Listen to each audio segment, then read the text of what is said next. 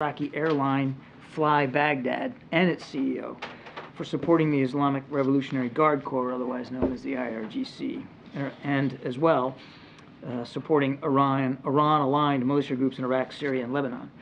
Additionally, the United States is designating 3 leaders and supporters of Kataib Hezbollah, one of the IRGC's Iran-aligned militias in Iraq, and one business that facilitates and launders funds for Kataib Hezbollah.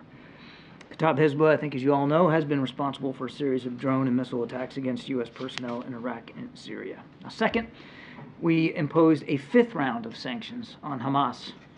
This is the 5th round since the October 7th attacks. And alongside the United States, Australia and the United Kingdom are also placing sanctions on key Hamas officials and facilitators. We'll obviously continue to use all the tools at our disposal to target Hamas, its financiers, and its financial transfer mechanisms that funnel funds in support of their terrorist activities. In a related way, I can also let you know that the President just recently hung up the phone talking to Prime Minister Sunak of the United Kingdom.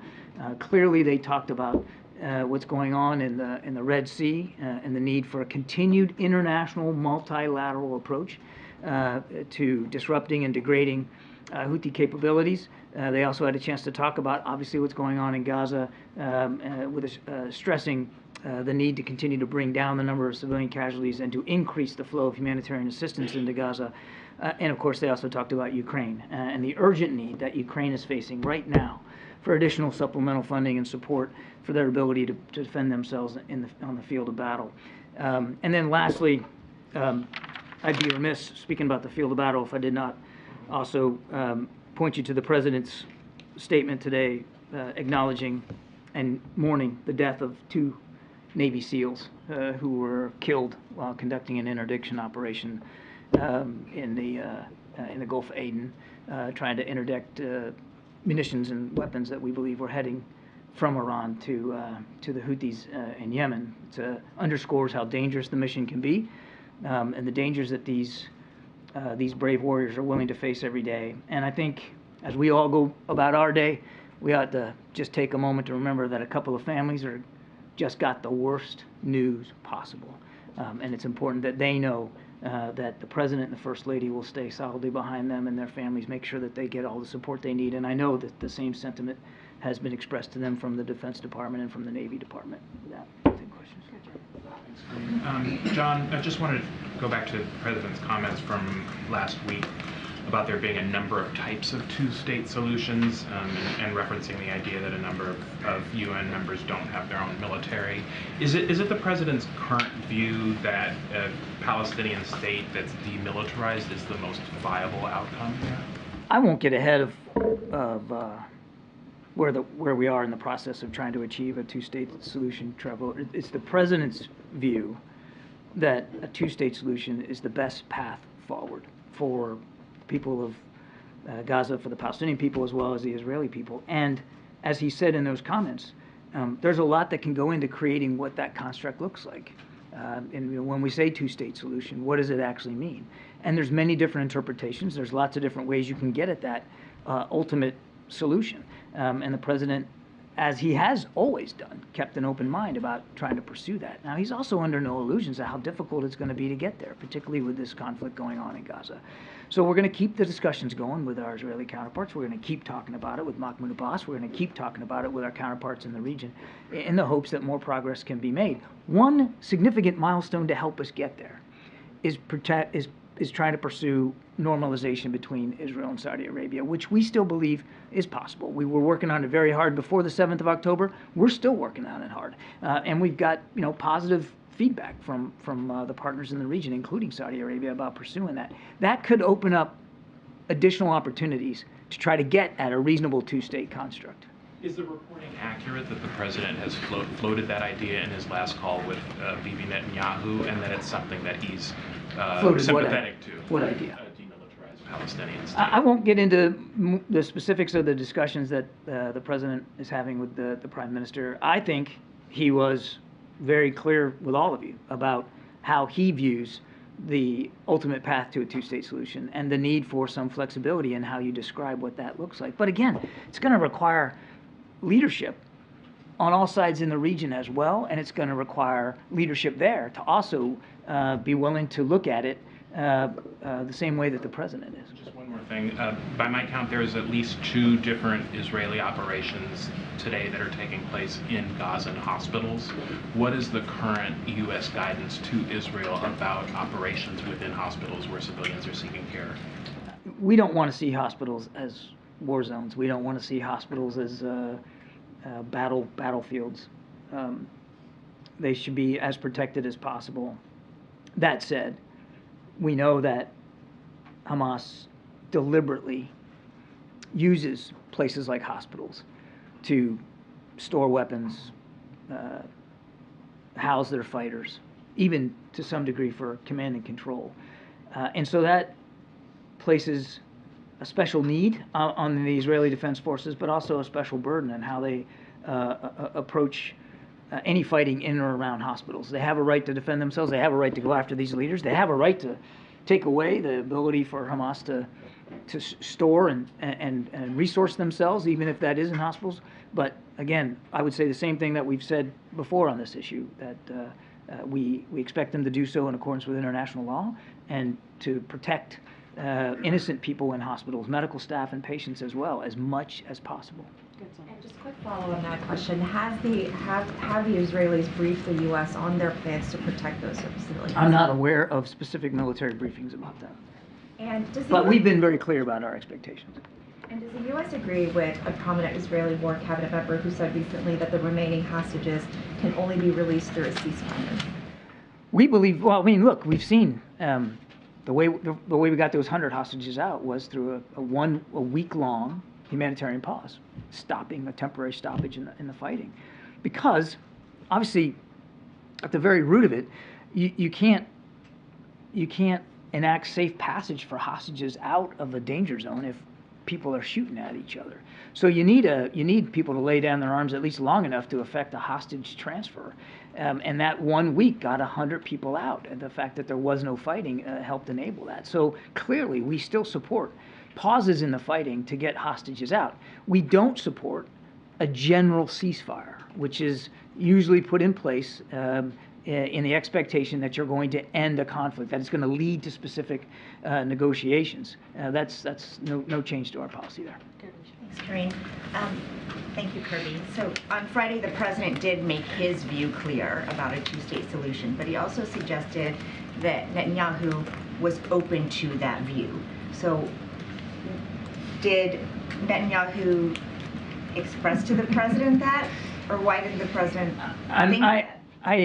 They had a very constructive conversation, and I think I just need to leave it at that. The Prime Minister should speak to his comments, and I'm sure he has and he will. All I can tell you is where the president's head is. Still believes in the two-state solution, and as you heard him say himself, he believes that there's a way to it. He's optimistic that we can get there, and that it could, obviously any two-state solution is going to require some compromises. On Friday, when we asked you about it, you said, obviously, we see things differently than Netanyahu based on his public remarks. But the president interpreted those public remarks differently. He said, no, Netanyahu didn't say that he was opposed to two-state solutions. So based on what Netanyahu has said publicly, how do you interpret whether he's open or not to a two-state solution? I would point you back to what the president said. They had a good conversation, including about the importance of a two-state solution. That doesn't mean that we agree on every component of what that can look like. That's why leadership's important here. That's why the president's not going to let go of this, and it's why we need leadership in the region on moving forward. But look, if this was easy, I mean, my goodness, we've had a two-state solution for years now. It's not easy. It's hard. It's really hard, and it requires a compromise. It's going to require negotiation. It's going to require sacrifices again on both sides. The president understands that. He's not Pollyannish about that, and that's why he's staying true to it. Thank you. Two things. If I can also ask about this, over the weekend we did see Netanyahu make rather explicit again his opposition to a two-state solution.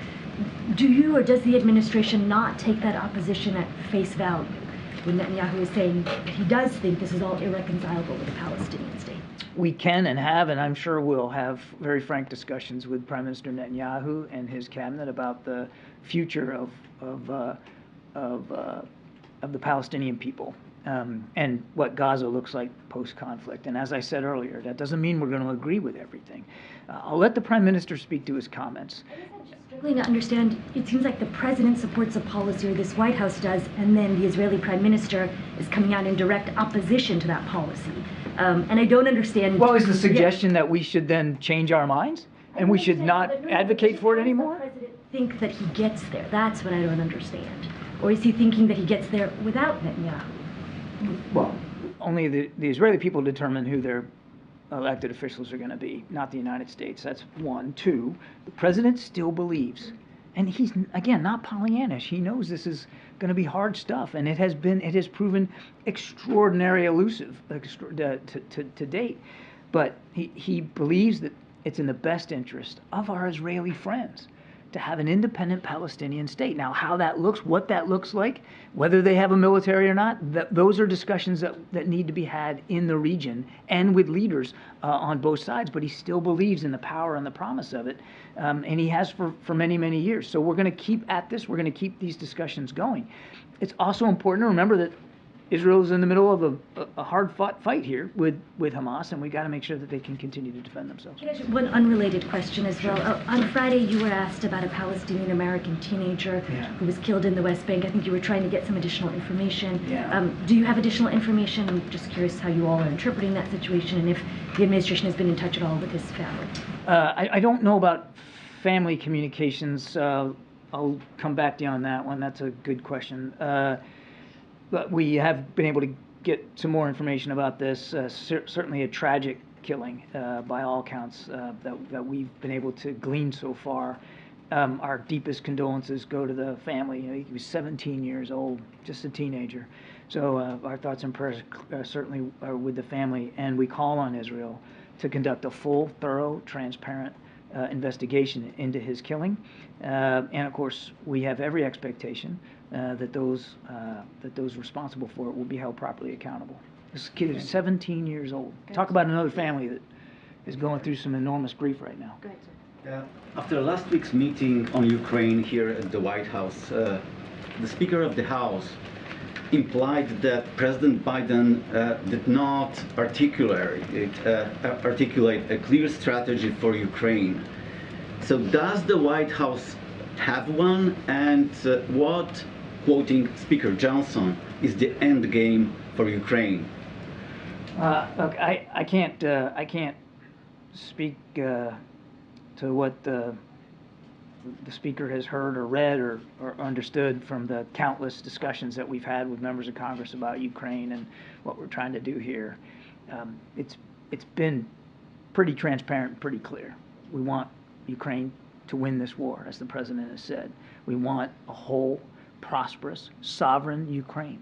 We want Ukraine's borders, internationally established borders, to be fully recognized by everybody, and that includes Mr. Putin. And we want to be able to continue to give Ukraine the support that it needs so that it can achieve those outcomes.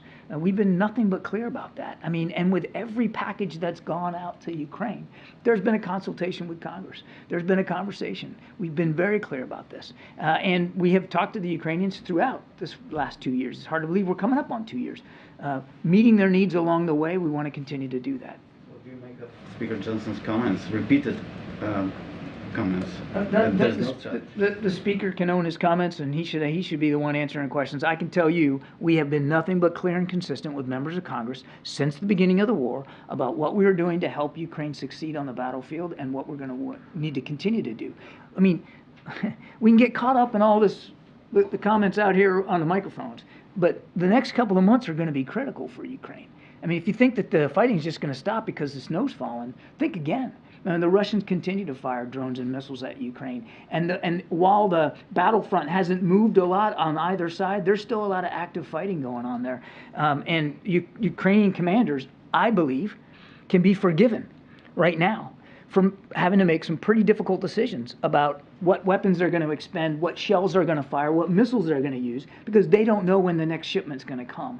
And that's a horrible place. That's a horrible place to put the Ukrainian military in, as the Russians certainly aren't suffering under that same uncertainty as they reach out to North Korea for ballistic missiles, and, by the way, continue to fire them, and drones from Iran and producing on their own. Thank you. My colleagues at the Wall Street Journal reported on a proposal by Arab countries, including Saudi Arabia, Egypt, and Qatar, for a post-war Gaza that would create a pathway toward a Palestinian state in exchange for a Saudi recognition of Israel. Is the U.S. aware of this proposal? Does the administration support it? I am not going to, obviously not going to try to negotiate here from the podium. So certainly seeing that reporting, all I can tell you is that we, as even on the call with Prime Minister Sunak today, we continue to be in touch with our counterparts, our allies and partners, about trying to get those hostages out, trying to get the appropriate humanitarian pause in place so that we can do that and get additional aid in, as well as making sure that that Israel has what it needs to defend itself. But I won't get into specific negotiations one way or another. And is there anything else that you could tell us about Brett McGurk's visit to the region, both in terms of the focus of his discussions and how, the first day of talks has gone? Well, I don't have any readout from his first day of talks. He just got in the region. I'm sure we'll have more to say about it as he moves through this trip. As you know, he comes in and out of the region all the time, and I suspect that in all his discussions, he'll be talking to a range of partners and counterparts on a range of issues, to include, of course, the fighting in Gaza and our desire to get those hostages out. Kelly, we have to wrap it up soon because we have to gather soon. Does the U.S. have any concern that the positions of the Israeli government on two-state solution or the pace or intensity of the war have more to do with Benjamin Netanyahu's domestic position as opposed to the long-term goals that the U.S. and allies would have, that there is a focus on his own needs versus what the U.S. believes is the right course? In all our discussions, Kelly, with the War Cabinet, we're not having them from a perspective of their domestic politics, and I recognize the validity of the question, but we're not focused on what their domestic political issues are. That wouldn't be a sound place for us to have discussions with them about the war in Gaza. That's really for them to speak to the whatever pressures they might feel or might not feel from a domestic perspective. What we want to make sure is that they know they're going to continue to get our support, but that we also want to see reduction in civilian casualties, more humanitarian assistance going in, and obviously, as I said earlier, get those hostages out. Thanks, Karine. Admiral, just a quick one on China. Over the weekend, the Chinese ambassador to the Netherlands was commenting on ASML's ban of further chip equipment to China, and he said the U.S. has stretched its idea of security far too far, even to matters that have nothing to do with military risks, and that the U.S. is putting pressure on their allies to do the same. I was wondering if you had any response. No, we talked about this coming out of the G20. I mean, it's not just about the United States. Other countries share our concerns about certain export licenses of certain technology that can have a national security implication. And we made it very clear. We're trying to de-risk, not decouple. And our decisions in terms of these export licenses is really designed specifically to make sure that we can continue to protect U.S. national security. That's what we're focused on. Okay. And these companies obviously have to make their own decisions. Good, John. Thanks a lot, Karine. John, it seems as if the administration and Prime Minister Netanyahu are on the same page as it relates to the hostages. That is, that you can't talk about having a cessation of hostilities in Gaza without a release of the hostages. Would you agree with that idea? We believe that it's important in order to be able to get hostages out safely, you've got to have a pause in the fighting. And where do things stand as it relates to that? We're almost approaching February. The hostages were initially taken October the 7th of last year. Are there efforts underway? There's various reporting, for instance, about efforts in Cairo, Egypt. Can you confirm those efforts? What I can confirm for you is that there are ongoing, serious, sober discussions with our partners and our counterparts to try to get another hostage deal in place. I wish I could stand here, John, and tell you that, I can announce it today or we're going to do it tomorrow. I can't do that. But I can assure you that this is not something we've forgotten about. It's not something we haven't worked on every single day. And as I said earlier, Brett's in the region, and I have no doubt that this will be a key part of his agenda while he's over there. Admiral, there have been roughly 150 attacks on U.S. troops in Iraq and Syria. Is the U.S. response working? Is the U.S. doing enough to protect its troops? We'll continue to do what we have to do to protect our troops and our facilities. We are certainly mindful of the danger, and in these attacks over the weekends now, a small number, but a number nonetheless of U.S. troops were being evaluated for traumatic brain injury. That's a wound, and we take that seriously. And the Houthis, they aren't stopping their attacks. So when the U.S. retaliates, how can that not be seen as escalatory? And how does this all end? If you're trying to look, if you're in a scrap with somebody, and you can find a way to tie one or both of their hands behind their back, that's not de-escalating, or that's not escalating, that's de-escalating. That's taking ability away from the other party to inflict harm. And the strikes that we have conducted ashore in Yemen have degraded Houthi capabilities. As I've said earlier, it doesn't mean that they don't still have offensive capability available to them. Clearly they do, because they continue to use it. And as the president said, as long as they continue to make that choice, we have a choice too. We have a choice to keep defending our ships and our sailors and merchant traffic, and we have a choice, when we have the information available to us, to preempt their ability to conduct those attacks, and we'll continue to do that. And there was a pretty stark statement from a senior Israeli official to ABC News saying that Israel's closer than ever to a war with Hezbollah and possibly a full regional war. Do you agree with that? Everything the president has done since October 7th, everything has really been designed to keep this conflict from escalating and widening. And that's gonna be our focus. I wanted to get your response to a comment from the EU Foreign Policy Chief, Joseph Borrell. He's meeting with other European Union foreign ministers in Brussels, and he said that the Israeli military operation is not working and that it is seeding hate for generations in Gaza. I wanted to get your response on what the White House thinks of The that. Israelis themselves have talked about the progress that they've made against Hamas leadership. We believe that going after leadership is a useful approach when you're dealing with a terrorist network. It worked for us with Al-Qaeda. It worked for us with ISIS. I'll let them speak to their progress. We've been very careful not to armchair quarterback this thing and throw in place from the sideline. But they have made some progress against the network. They've made some progress against the network's ability to resource itself and the infrastructure, particularly underground infrastructure, that they continue to use. But as the Israelis have said themselves, that's going to be a fight that's going to take them some time. And as for the second part of that comment, I mean, look, every single life lost, innocent life lost, is a tragedy and should be mourned. And we have been very clear with our Israeli counterparts about the need to be more precise, more deliberate, more cautious. There have been too many civilians killed in this conflict, and the right number is 0. And we recognize that there could be long-term effects from that. And Jay, and then you have the last question. Thank you, Jean.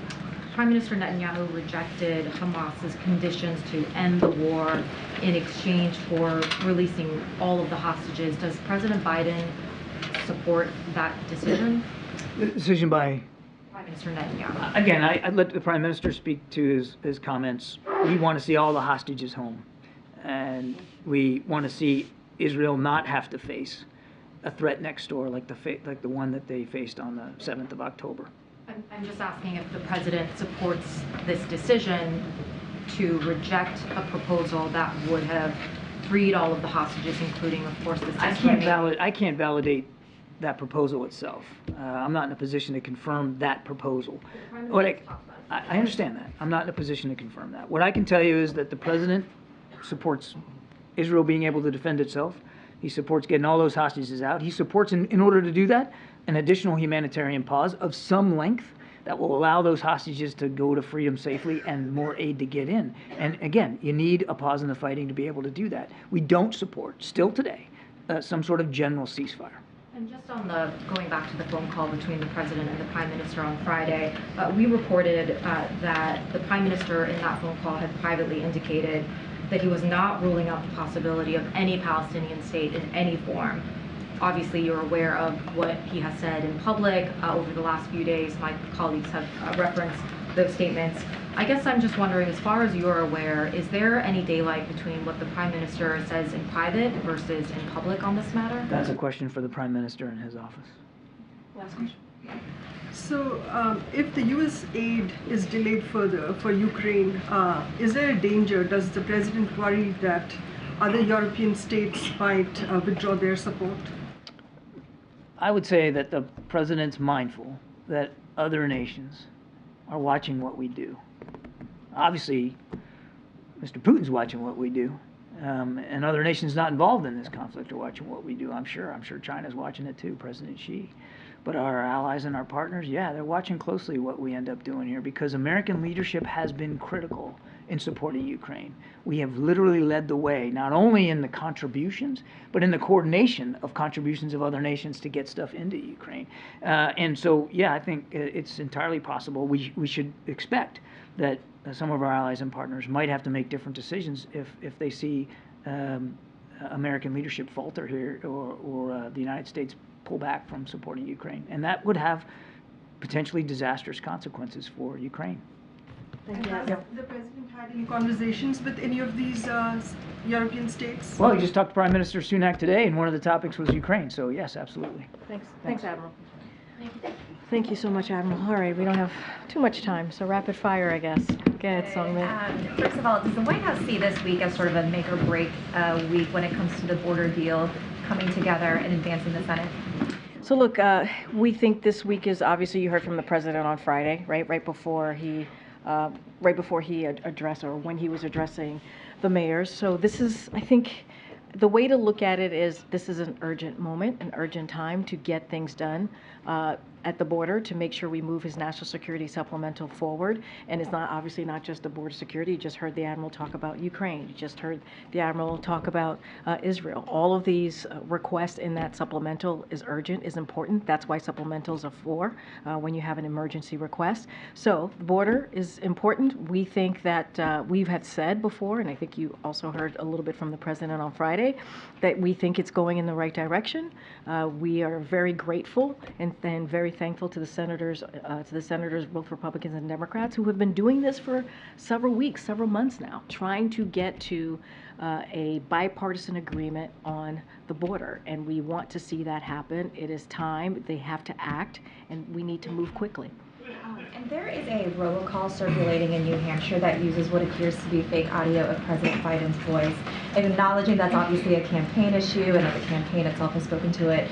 Can you nonetheless talk about the concerns that the White House has about the president's likeness being used in this false manner? So look, as you just stated, because I always have to say that at the top, it's a robocall for an upcoming election, 2024, obviously. So I just want to be careful in that comment. But that call was indeed fake and not recorded by the president. I can confirm that. And so I just want to be really careful, since it doesn't, it is a primary election. It is a campaign. Don't want to speak too much about that. Look, more broadly, as we talk about deep fakes, the president has been clear that there are risks associated with deepfakes. Fake images and misinformation can be exacerbated by emerging technologies, and that's why this president has directed the Department of Commerce through the AI Safety Institute at NIST to help develop clear watermarking and content standards. So that's important. But again, to your question on this robocall, that was not the president, that was fake, and it was certainly not recorded by this president. Okay. Thank you, Karine.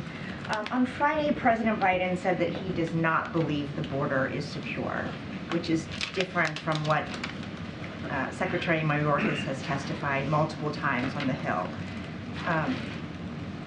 Why do they have two different views of the security of the border? I mean, look, the president's been really clear, right? He has been clear that we need to move on the border. The border he needs resources to deal with the situation at the border. That's why they're having these conversations at the Senate, on the Senate level, and that's why he's asking for more resources. And he wants to see additional resources, but also changes to policy to address what we've been seeing at the border. So him asking for it, him saying that we need to deal with the border security, as Mayorkas, as we all here have been doing at the White House, I think shows that, yeah, there's an issue at the border, we need to deal with it, and we have to act now. There's an urgent need to act now. We want to find a bipartisan agreement to deal with that, and so we feel that meaningful change and additional resources are critical at this time. But if Mayorkas, who is tasked with, making sure those resources are applied, if he is saying something different than the president about whether it's secure or not, I guess I just have a hard time understanding why there is a disconnect here. Yeah, look, The president has repeatedly said that the immigration system is broken. He has said that on day one, from day one, when he put forward his first piece of legislation. His first big policy was to deal on the border, and it's been 3 years. We haven't seen any action. We're glad to see that there's conversation at the Senate. But he has said it is broken. The immigration system is broken. Border security, we need more resources. He's been very, very clear about that. And I think those are the actions that he's taken over the last 3 years. Those are, when you look at this bipartisan agreement, obviously those conversation when it leads to the border security has been about that. How can we see significant, meaningful policy changes and also funding, adding funding to that to deal with what's happening at the border? So look, it's broken. The system is broken. The president has said this. That's why on the first day, again, I'm just repeating myself here over and over again, he put forward a comprehensive immigration policy to Congress to deal with that broken system that has been around for decades. I just had a very quick follow-up on the robocall. Yeah. Understanding that may raise some federal issues as well. Is there going to be any kind of federal response in terms of national security, election integrity, law enforcement, policy, anything like that? So I don't have anything else to share beyond, confirming that it was indeed fake. It was not recorded by this president. Want to be also really, really careful because it's an ongoing, obviously, an election year that we're in, 2024, so don't want to get too far into it. But I also just laid out why we have to be mindful, right? There are going to be deep fakes. That's why the president has taken this very seriously over the last couple of years here in the administration. So I don't have anything to preview or to lay out on any response from the federal level, but I can certainly confirm that that was not the president. It is not the president's voice. He did not record that message.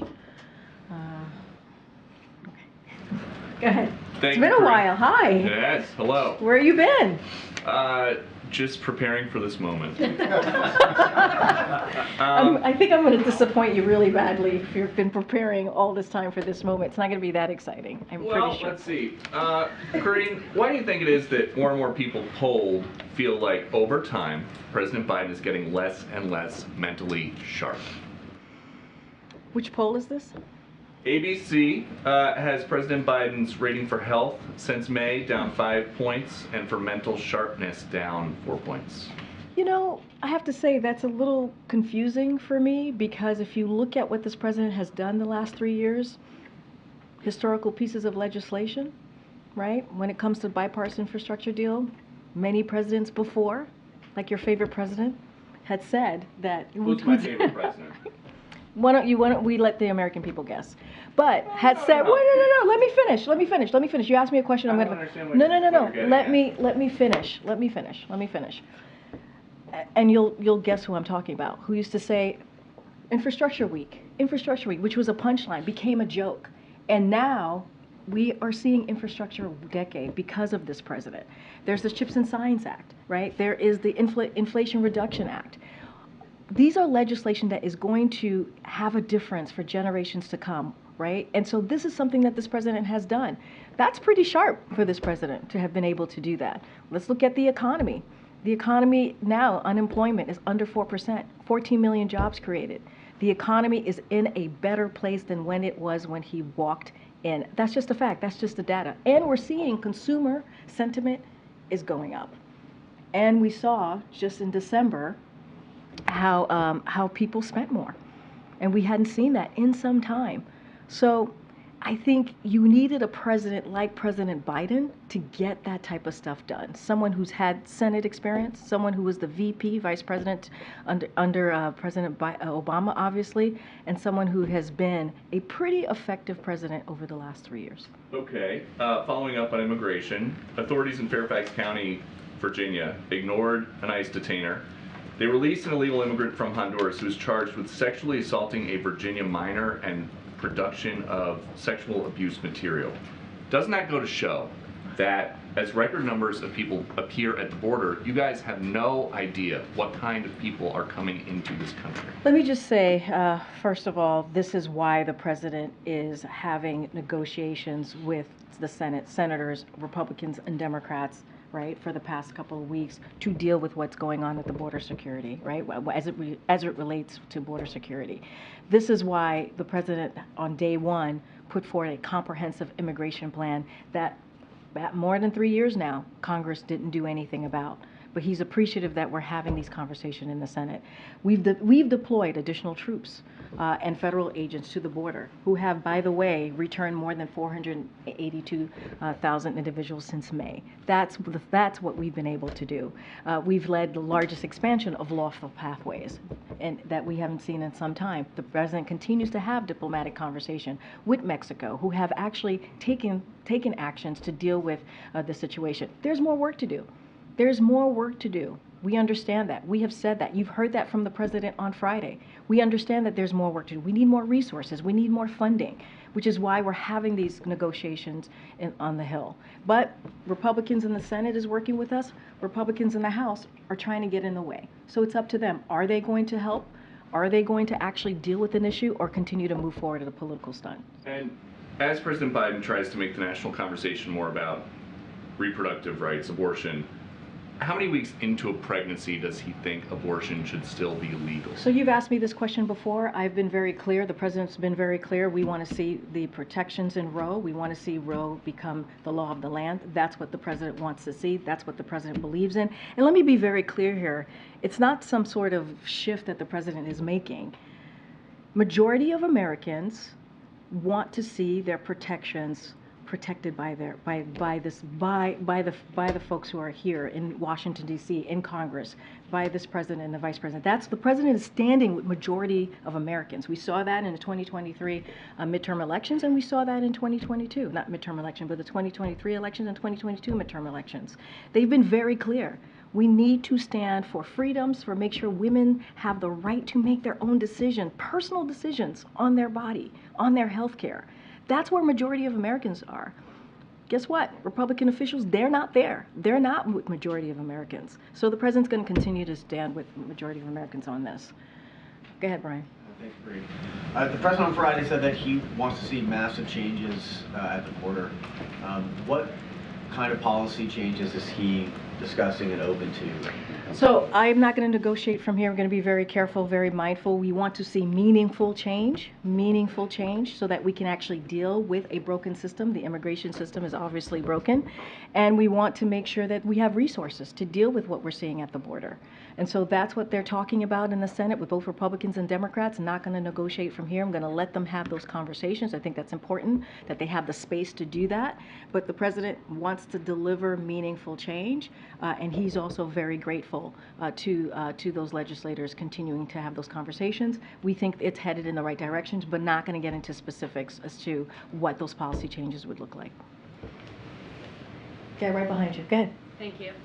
Biden admitted Friday that the border isn't secure. Does he have any plans to visit the southern border before the election? The president visited the border recently.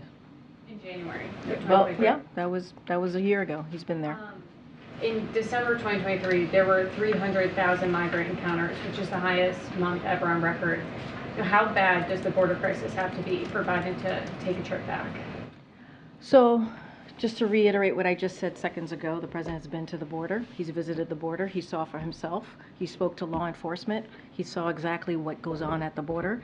The president understands what's going on at the border, which is why he included in his national security supplemental, right, which is, again, a request that is when you feel like there's an emergency, you make that supplemental request, which is what the president did. It included border security, it included, obviously, Ukraine and Israel, and it is incredibly important, which is why he continues to push for it.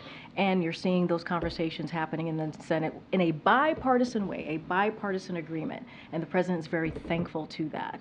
And so I'm going to leave that there. He's taking this very seriously. Remember, day one, he put forward an immigration, comprehensive immigration legislation. Go ahead, Earl. Hey, Grant. You made clear that that call in New Hampshire was a fake with the president's voice, and that was discouraging people from coming out to vote. Does that mean that he would encourage people to go out and vote in New Hampshire, even though he's not on the ballot? I'm not going to speak to an ongoing election. I can't from here. I'm a federal employee. I cannot speak to this. I would refer you to the campaign. I cannot speak to that from here. And then a quick follow from, I think, Friday. I know that the president, through his chief of staff, apologized to Asa Hutchinson. who is a defeated candidate. Does that? I know that he didn't agree with those words in the DNC statement, but does he fear that the DNC has taken its eye off the ball as far as trying to win over disaffected Republicans with that? I'm going to be very careful because you're asking me essentially about an upcoming election, an election year that we're in, so I'm not going to speak to the DNC. I would refer you to the DNC themselves. But I reiterated that the statement that came out from the DNC, that I can speak on behalf of the president, that what was said and what was in that statement did not reflect this president. I just don't have anything else to share beyond that. Thanks, Karine.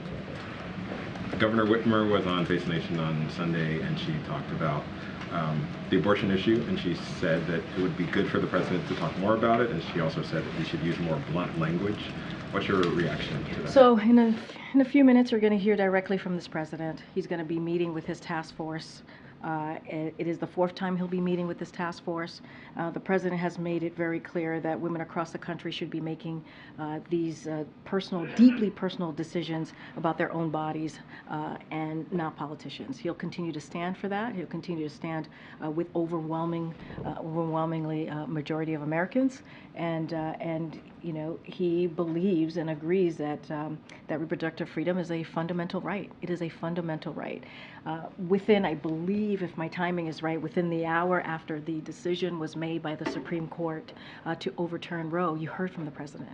He spoke passionately about it. He spoke forcefully about what had just happened, freedoms being taken away. And at the top, I talked about how 21 states now have bans on abortion or some sort of restrictive ban on abortion or restricting rights on that, and that affects 27 million women. 27 million women.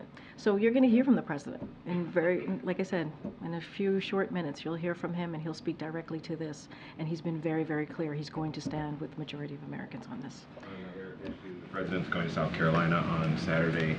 He's going to spend the night. Do you have any more information about what he's going to be doing? We'll have. I believe the campaign will have more to share on his trip to South Carolina. I don't have anything at this time. All right. Okay. All right. Go ahead. Karine, you said to Peter that the president wants to see Roe restored. It's still not clear to me, though, if he supports the late-term abortion restrictions that were included in Roe. Well, if it's in Roe, then that's what he wants to see. I'm just not going to get into it. It's whatever is in Roe, what Roe was when it was a constitutional law, that's what the president wants to see restored. He's been very clear about that. He also said he wants to be a president for all Americans, but how in this situation with this issue does he best represent the pro-life Americans who want to see more unborn babies saved? What I will say is majority of Americans wants to see their rights protected, wants to see women have their rights protected, wants women to be able to make those deeply, deeply personal decisions on their bodies, on their own, not politicians. That's what majority of Americans want to see. And so the president's going to stand with majority of Americans on this issue. Do those unborn babies have any rights then? I'm not going to get into that I'm not going to get into that question. I've been very, very clear about this, where majority of Americans stand. And that's what matters. But the president wants to see Roe become the law of the land, and that's what he's going to continue to ask Congress to do. Thanks, everybody. We'll see you tomorrow.